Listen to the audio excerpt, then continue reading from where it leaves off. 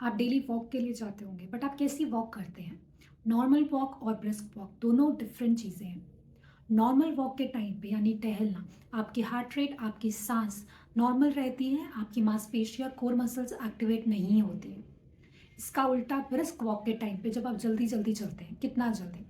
Normal walk करते समय आप गाना गा सकते हैं, बट ब्रिस्क वॉक के टाइम पे आप गाना नहीं गा पाएँगे, बट आप बात कर पाएँगे, इतना तेज़ आपने चलना है।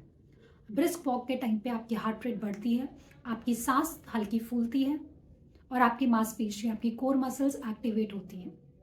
एज अ पीएमआर स्पेशलिस्ट मैं अपने पेशेंट्स को, स्पेशली बैक पेन के पेशेंट्स को जब ब्रिस्क वॉक के लिए बोलती हूँ, उनका रिप्लाई होता है कि मैम हम जब वॉक करते हैं तो हमारा पेन बढ़ता है, बट एक्चुअल में ऐसा नहीं होता है।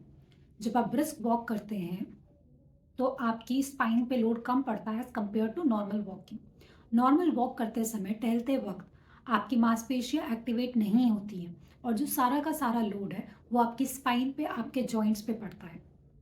वो जॉइंट लोडेड मूवमेंट होती है। इसका उल्टा जब ब्रिस्क वॉक करते हैं, तो आपका पोस्चर अपराइट रहता है, आपकी मसल्स एंगेज होती हैं, आपकी कोर मसल्स एक्टिवेट होती हैं, आर्म स्विंग होता है और कंट्रोल्ड स्टेप्स होते हैं। ये सब से आपके जॉइंट पे लोड कम पड़ता है।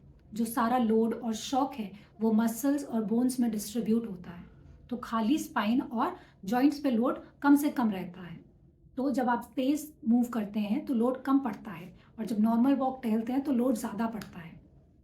इसके अलावा और भी फ़ायदे हैं ब्रिस्क वॉक के। Just 20 to 30 minutes of walk daily आपका एंड्योरेंस बेटर करती है, आपका ब्लड सर्कुलेशन ठीक करती हैं, आपका फटीग कम करती है, आपका मूड और स्लीप पैटर्न इम्प्रूव होता है। ओवरऑल डेली फंक्शन में आपको बहुत बेटर फील होता है। तो next time when you go for a walk, don't just walk, do brisk walk. Thank you.